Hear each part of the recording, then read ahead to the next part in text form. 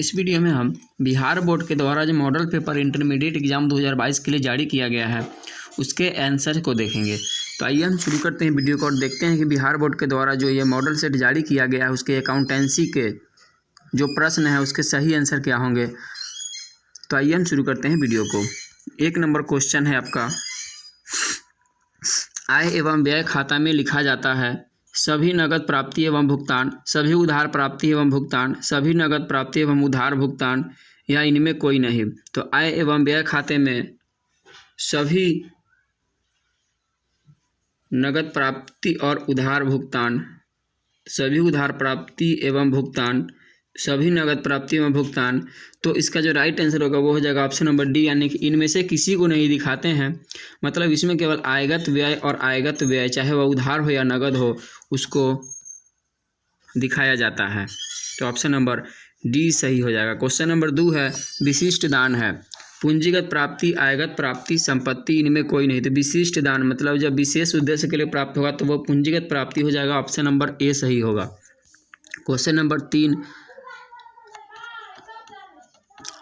आय व्यय खाते में लेन देन दर्ज करने के लिए लिखे जाते हैं केवल पूंजीगत प्रकृति, केवल आयगत प्रकृति, एवं बी दोनों, इनमें कोई नहीं। तो आय व्यय खाते में लेन देन को दर्ज करने के लिए केवल आयगत प्रकृति के मदों को ही रिकॉर्ड किया जाता है। ऑप्शन नंबर बी सही होगा। 4 नंबर, प्राप्ति एवं भुगतान खाता है व्यक्तिगत खाता, वास्तविक खाता, नाम मात्र खाता, इनमें कोई नहीं। तो प्राप्ति एवं भुगतान खाता जो होता है वह वास्तविक खाता होता है। ऑप्शन नंबर बी सही हो जाएगा। क्वेश्चन नंबर 5 है, सचिव को मानदेय का भुगतान है पूंजीगत व्यय, आयगत व्यय, आय, इनमें कोई नहीं। तो सचिव को मानदेय का भुगतान जो होता है वह आयगत व्यय है। ऑप्शन नंबर बी सही होगा। क्वेश्चन नंबर 6, लाभ न कमाने वाली संस्था का मुख्य उद्देश्य होता है लाभ कमाना, समाज की सेवा करना, लाभ हानि खाता तैयार करना, उपरोक्त सभी। तो इसका राइट आंसर जो होगा वो होगा ऑप्शन नंबर बी, यानी समाज की सेवा करना। क्वेश्चन नंबर 7, पूंजी कोष की गणना की जाती है यानी कि कैपिटल फंड निकालना है। ऑप्शन है आय घटाओ व्यय, संपत्ति घटाओ दायित्व, पूंजी घटाओ दायित्व, इनमें कोई नहीं। तो पूंजी कोष यानी कैपिटल फंड जो निकालते हैं उसमें संपत्ति में से दायित्व को घटाते हैं। ऑप्शन नंबर बी सही होगा। क्वेश्चन नंबर 8, प्राप्ति एवं भुगतान खाता सामान्यतः दर्शाता है अधिक या घाटा, रोकड़ शेष, पूंजी कोष, शुद्ध लाभ या हानि। तो प्राप्ति एवं भुगतान खाता से रोकड़ शेष की जानकारी प्राप्त होती है। ऑप्शन नंबर बी सही होगा। क्वेश्चन नंबर 9, निम्न में से कौन सी मद प्राप्ति एवं भुगतान खाते में जाएगी? अदत्त वेतन, ह्रास, आजीवन सदस्यता शुल्क, उपार्जित आय। तो प्राप्ति एवं भुगतान खाता में जाने वाली मद जो होगा वो हो जाएगा ऑप्शन नंबर सी, आजीवन सदस्यता शुल्क।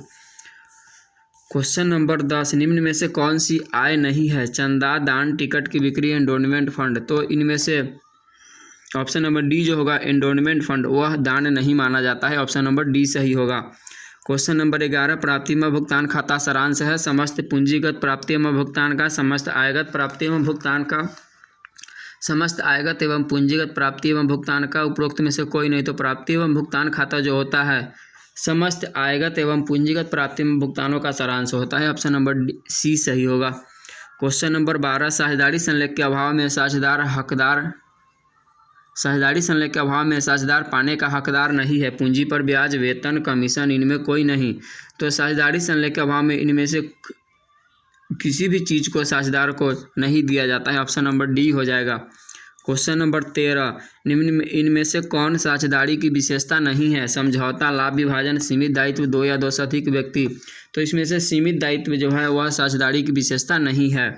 क्वेश्चन नंबर 14, फर्म के लिए पूंजी पर ब्याज है पूंजी प्राप्ति, पूंजी भुगतान, आय, हानि। तो फर्म के लिए जो पूंजी पर ब्याज होता है वह पूंजी भुगतान होता है। ऑप्शन नंबर बी सही होगा। क्वेश्चन नंबर 15, साझेदारों के पूंजी खाते के प्रारंभिक शेष को क्रेडिट किया जाता है पूंजी पर ब्याज, आहरण पर ब्याज, आहरण, हानि में हिस्सा। तो इसमें क्रेडिट किया जाएगा। तो ऑप्शन नंबर ए सही हो जाएगा, पूंजी पर ब्याज से उसको क्रेडिट किया जाता है। क्वेश्चन नंबर 16, साझेदारी समझौते के अभाव में साझेदारों को पूंजी पर ब्याज दिया जाएगा 8%, 6%, 9%, इनमें कोई नहीं। तो साझेदारी समझौते के अभाव में पूंजी पर ब्याज नहीं दिया जाता है। ऑप्शन नंबर डी हो जाएगा।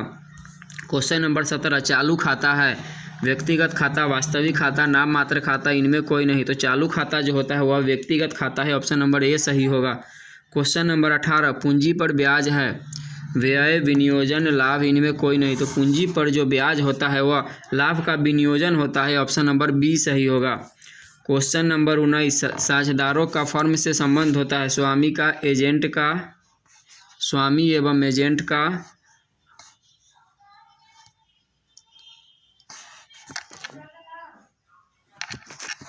साझेदार का फर्म से संबंध होता है। स्वामी का, एजेंट का, स्वामी एवं एजेंट का, प्रबंधक का।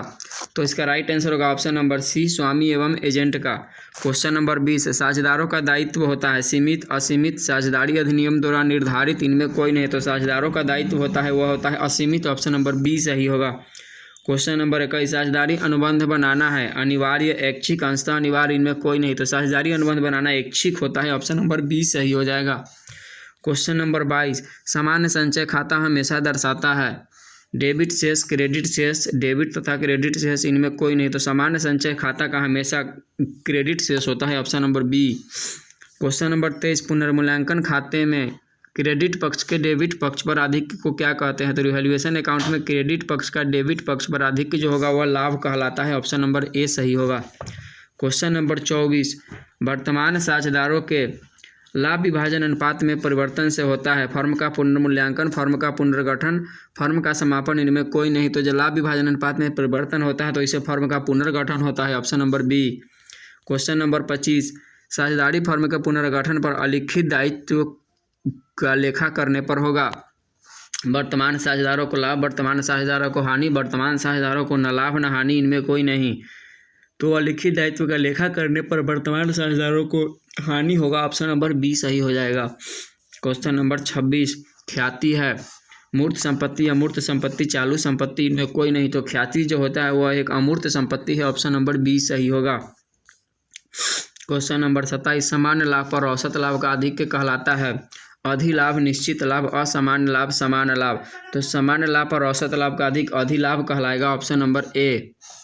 क्वेश्चन नंबर 28, पुनर्मूल्यांकन पर लाभ या हानि को वहन करते हैं पुराने साझेदार, नए साझेदार, सभी साझेदार, केवल 2 साझेदार। तो इसका राइट आंसर होगा ऑप्शन नंबर ए, यानी कि पुराने साझेदार वहन करते हैं। क्वेश्चन नंबर 29, नए साझेदार द्वारा ख्याति की राशि को नगद लाने पर पुराने साझेदारों द्वारा बांटी जाती है त्याग अनुपात में, पुराने अनुपात में, नए अनुपात में, बराबर अनुपात में। तो इसका राइट आंसर होगा ऑप्शन नंबर ए, यानी कि त्याग अनुपात में बांटी जाती है। क्वेश्चन नंबर 30, संचित लाभ और संचय का हस्तांतरण किया जाएगा वसूली खाते में, पूंजी खाते में, बैंक खाते में, इनमें कोई नहीं। तो संचित लाभ और संचय का हस्तांतरण पूंजी खाते में किया जाएगा। ऑप्शन नंबर बी सही हो जाएगा। क्वेश्चन नंबर 31, साझेदार के अवकाश ग्रहण करने पर ख्याति की पूरी राशि किसकी पूंजी खाते में क्रेडिट की जा सकती है। तो ऑप्शन नंबर होगा ए हो जाएगा। अवकाश ग्रहण करने वाले साझेदार के पूंजी खाते में ख्याति की पूरी राशि को क्रेडिट किया जा सकता है। क्वेश्चन नंबर 32, सामान्य संचय की राशि को सभी साझेदारों के बीच पूंजी खाते में हस्तांतरित किया जाता है नए लाभ अनुपात में, पूंजी के अनुपात में, पुराने लाभ विभाजन अनुपात में, इनमें कोई नहीं। तो राइट आंसर होगा ऑप्शन नंबर सी, पुराने लाभ विभाजन अनुपात में सामान्य संचय की राशि को हस्तांतरित किया जाता है। क्वेश्चन नंबर 33, साझेदारों की संयुक्त जीवन पॉलिसी खाता है नाम मात्र, व्यक्तिगत, दायित्व, संपत्ति। तो संयुक्त जीवन पॉलिसी खाता जो होता है वह नाम मात्र खाता है। ऑप्शन नंबर ए सही होगा। क्वेश्चन नंबर 34, साझेदार की मृत्यु पर अंतिम भुगतान होता है पूंजी खाता से, निष्पादक खाता से, चालू खाता से, इनमें कोई नहीं। तो साझेदार की मृत्यु पर जो अंतिम भुगतान किया जाता है वह निष्पादक खाता के माध्यम से होता है। ऑप्शन नंबर बी होगा। क्वेश्चन नंबर 35, मृतक साझेदार को देय राशि चुकाई जाती है पिता को, दोस्त को, पत्नी को, उत्तराधिकारी को। तो मृतक साझेदार को जो देय राशि होता है वह उसके उत्तराधिकारी को, यानी ऑप्शन नंबर डी सही हो जाएगा, उत्तराधिकारी को चुकाया जाता है। क्वेश्चन नंबर 36, वसूली खाता है व्यक्तिगत खाता, नाम मात्र खाता, वास्तविक खाता, इनमें कोई नहीं। तो वसूली खाता जो होता है वह नाम मात्र खाता होता है। ऑप्शन नंबर डी सही होगा। क्वेश्चन नंबर 37, साझेदारों द्वारा फर्म का ऐच्छिक समापन किया जा सकता है बहुमत के आधार पर, 3/4 सदस्यों के निर्णय पर, 1/2 सदस्यों के निर्णय पर, इनमें कोई नहीं। तो साझेदारों द्वारा फर्म का ऐच्छिक समापन जो होता है वह बहुमत के आधार पर किया जा सकता है। इसके बाद क्वेश्चन नंबर 38 है, जब कोई साझेदार किसी बाह्य दायित्व के भुगतान का दायित्व लेता है तो खाता क्रेडिट किया जाएगा वसूली खाता, रोकड़ खाता, साझेदार का पूंजी, इनमें कोई नहीं। तो जब दूसरे का जब किसी दायित्व का भुगतान करने का दायित्व लेगा तो साझेदार के पूंजी खाते को क्रेडिट किया जाएगा। ऑप्शन नंबर सी सही होगा। क्वेश्चन नंबर 39, फर्म के समापन पर होने वाले व्यय को कहते हैं वसूली व्यय, कानूनी व्यय, आयगत व्यय, इनमें कोई नहीं। तो फर्म के समापन पर जो व्यय होता है उसको वसूली व्यय कहा जाता है। ऑप्शन नंबर ए हो जाएगा। क्वेश्चन नंबर 40, फर्म के विघटन पर साझेदार के ऋण खाते को हस्तांतरित किया जाएगा वसूली खाते में, साझेदार के पूंजी खाते में, उच्चंत खाते में, इनमें कोई नहीं। तो फर्म के विघटन पर साझेदार के ऋण को साझेदारों के पूंजी खाते में हस्तांतरित किया जाता है। ऑप्शन नंबर बी हो जाएगा। क्वेश्चन नंबर 41, फर्म के विघटन के समय संपत्तियों का पुस्तकीय मूल्य वसूली खाते के किस पक्ष में लिखा जाता है? डेबिट पक्ष में, क्रेडिट पक्ष में, न ए और न बी, इनमें कोई नहीं। तो ऑप्शन होगा ऑप्शन नंबर ए, डेबिट पक्ष में लिखा जाता है। क्वेश्चन नंबर 42, फर्म के विघटन के समय साझेदारों के पूंजी खाते के क्रेडिट शेष का भुगतान किया जाता है साझेदार को, पत्नी को, दोस्त को, इनमें कोई नहीं। तो फर्म के विघटन के समय साझेदारों के पूंजी खाते का क्रेडिट शेष का भुगतान जो होता है वह साझेदार को किया जाएगा। ऑप्शन नंबर ए सही होगा। क्वेश्चन नंबर 43, फर्म के विघटन पर अलिखित संपत्ति के विक्रय से प्राप्त राशि को क्रेडिट किया जाता है साझेदारों के पूंजी खाते में, रोकड़ खाते में, वसूली खाता में, पुनर्मूल्यांकन खाता में। तो फर्म के विघटन पर जब अलिखित संपत्ति के विक्रय से राशि प्राप्त होता है तो उसको वसूली खाते में क्रेडिट किया जाएगा। ऑप्शन नंबर सी सही हो जाएगा। क्वेश्चन नंबर 44, समापन व्यय को वसूली खाते के किस पक्ष में लिखा जाता है? संपत्ति, दायित्व, संपत्ति, डेबिट, क्रेडिट। तो समापन व्यय को वसूली खाते के डेबिट पक्ष में लिखते हैं। Option number C. Question number 45, ऋण पत्रों पर देय ब्याज है, लाभ का विनियोजन, लाभ के विरुद्ध एक प्रवाह, सिंकिंग फंड में हस्तांतरण, उपरोक्त में कोई नहीं। तो यह हो जाएगा लाभ के विरुद्ध एक प्रवाह। Option number B. Question number 46, ऋण पत्रों के निर्गमन से प्राप्त राशि है पूंजीगत प्राप्ति, आयगत प्राप्ति, पूंजीगत एवं आयगत प्राप्ति, इनमें कोई नहीं। तो ऋण पत्रों के निर्गमन से जो राशि प्राप्त होती है वह एक प्रकार का पूंजीगत प्राप्ति होता है। ऑप्शन नंबर ए हो जाएगा। क्वेश्चन नंबर 47, ऋण पत्रों के निर्गमन पर कटौती है अस्थायी संपत्ति, चालू संपत्ति, वास्तविक संपत्ति, कृत्रिम संपत्ति। तो ऋण पत्रों के निर्गमन पर जो कटौती होती है वह कृत्रिम संपत्ति होता है। ऑप्शन नंबर डी सही होगा। क्वेश्चन नंबर 48, ऋण पत्रों का विमोचन नहीं किया जा सकता है प्रीमियम पर, बट्टा पर, सम पर, इनमें कोई नहीं। तो ऋण पत्रों का विमोचन बट्टा पर नहीं किया जा सकता है। ऑप्शन नंबर बी सही होगा। क्वेश्चन नंबर 49, कंपनी के समापन पर ऋण पत्रों के मूलधन की वापसी की जाती है सबसे पहले, सबके बाद, समता पूंजी से पहले, इनमें कोई नहीं। तो ऋण पत्रों के मूलधन की जो वापसी होती है वह सबसे पहले की जाती है। ए नंबर ऑप्शन सही हो जाएगा।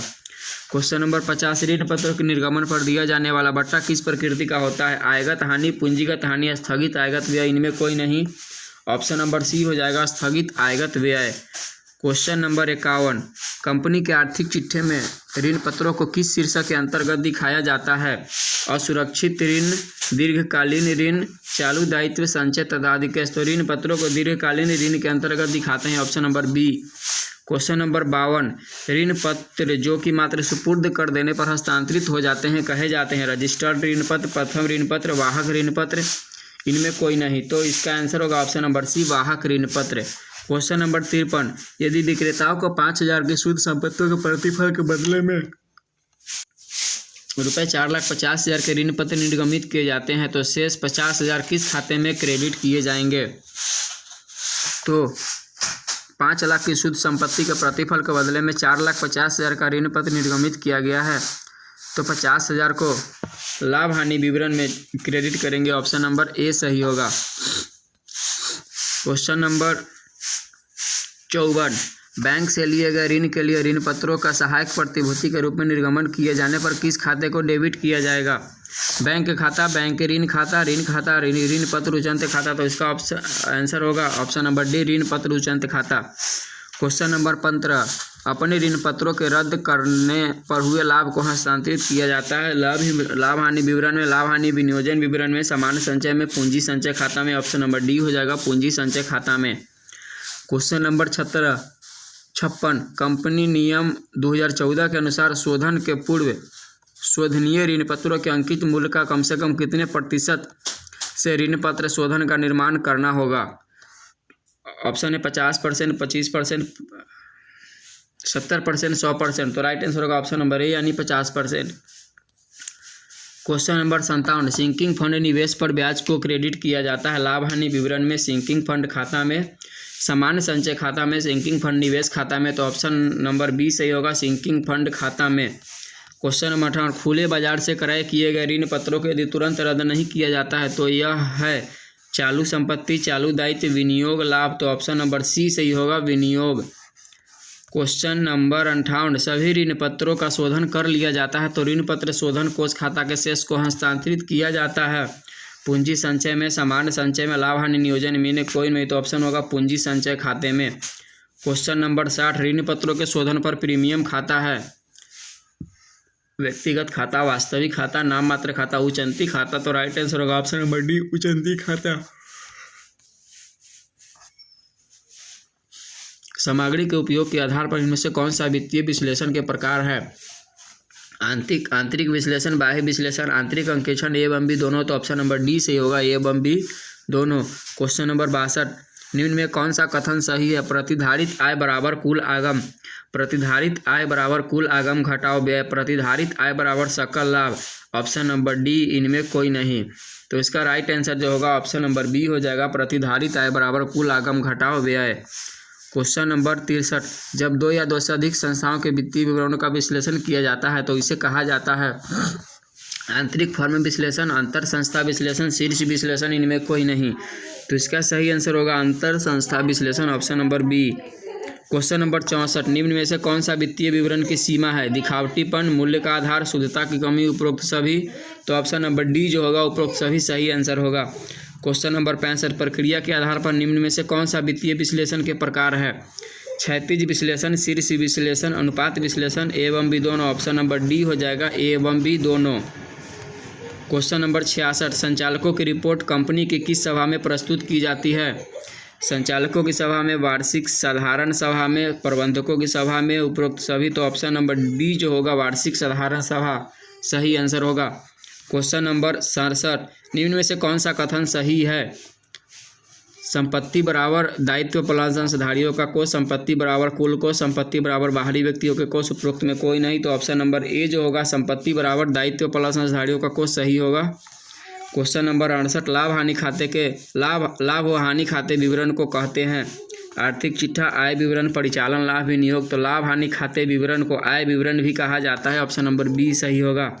क्वेश्चन नंबर 69, चिट्ठा उद्यम की वित्तीय स्थिति संबंधी सूचनाएं प्रस्तुत करता है। दी गई विशेष समय पर, विशेष अवधि के दौरान, विशेष अवधि के लिए, उपरोक्त में कोई नहीं, तो ऑप्शन नंबर हो जाएगा ए, दी गई विशेष समय पर।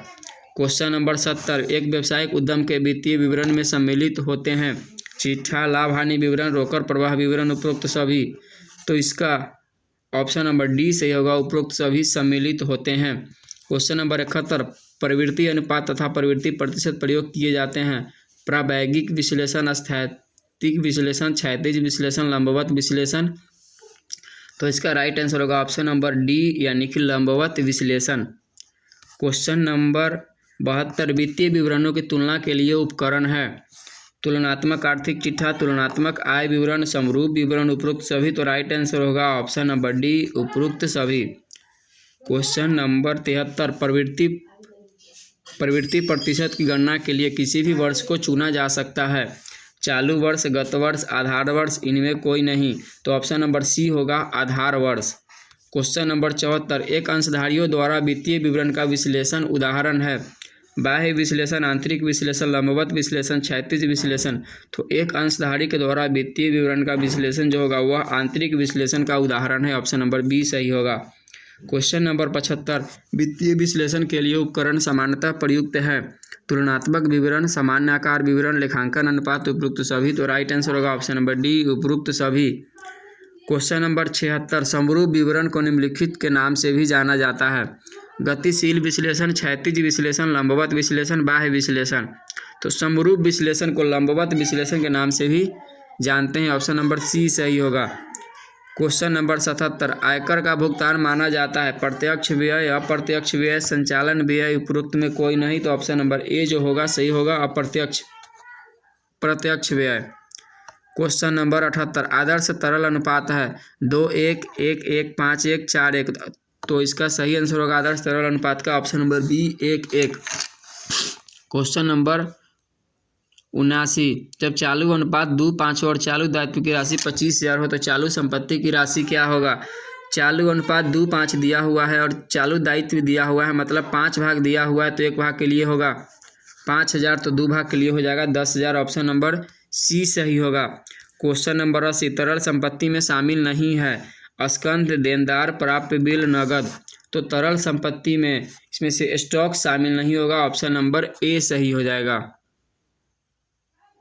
नहीं, इसका राइट आंसर होगा डेटर। डेटर शामिल नहीं होगा।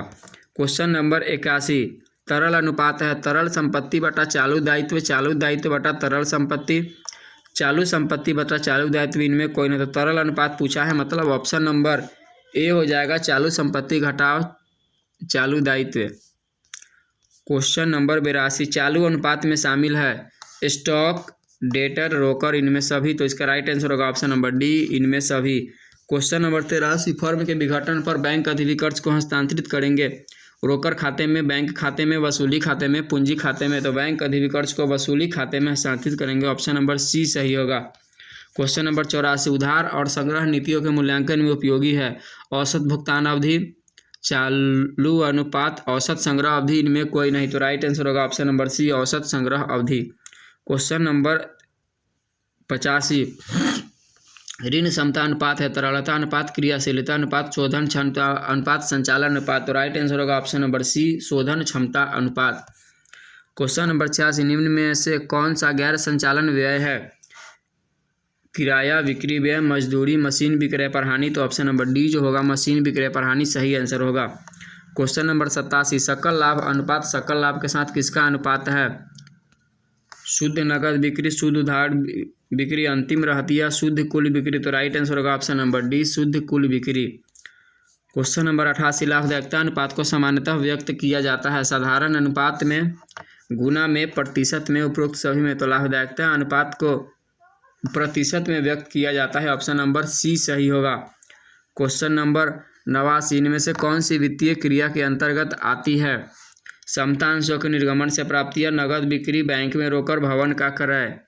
तो वित्तीय क्रिया के अंतर्गत समता अंशों के निर्गमन से जो प्राप्ति होता है वो शामिल हो जाएगा। Option number A. Question number 90 निम्न में कौन सा गैर रोकर मद है। ह्रास, ख्याति का अपलेखन, ए तथा बी दोनों, इनमें कोई नहीं। तो इनमें से दोनों जो है ह्रास और ख्याति का अपलेखन गैर रोकर मद है। ऑप्शन नंबर सी सही होगा।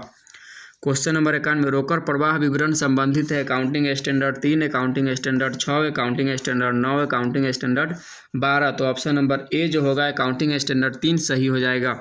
क्वेश्चन नंबर 92 संचालन क्रियाओं से रोकर प्रवाह में कमी आएगी। चालू संपत्ति में वृद्धि, चालू दायित्व में कमी, दोनों में कोई नहीं, ए एवं बी दोनों। तो रोकर प्रवाह में जो कमी आएगा वह ऑप्शन नंबर डी हो जाएगा, ए एवं बी दोनों से आएगा। क्वेश्चन नंबर 93 निम्न में कौन सा मद रोकर तुल्य नहीं माना जाता है। बैंक अधिविकर्ष, व्यापारिक पत्र, ट्रेजरी बिल, विनियोग। तो राइट आंसर होगा ऑप्शन नंबर डी विनियोग को रोकर तुल्य नहीं माना जाता है। क्वेश्चन नंबर 94 नगद बिक्री है परिचालन क्रिया, विनियोजन क्रिया, वित्तीय क्रिया, इनमें कोई नहीं। तो ऑप्शन नंबर ए हो जाएगा परिचालन क्रिया। क्वेश्चन नंबर 95 प्लांट एवं मशीनरी के क्रय के प्रतिफल में अंशों का निर्गमन है। रोकर का अंतर प्रवाह, रोकर का बहिर्प्रवाह, न अंतर प्रवाह न बहिर्प्रवाह, इनमें कोई नहीं। तो प्लांट मशीनरी के क्रय के प्रतिफल में अंशों का निर्गमन न अंतर प्रवाह और न ही बहिर्प्रवाह होता है। ऑप्शन नंबर सी होगा।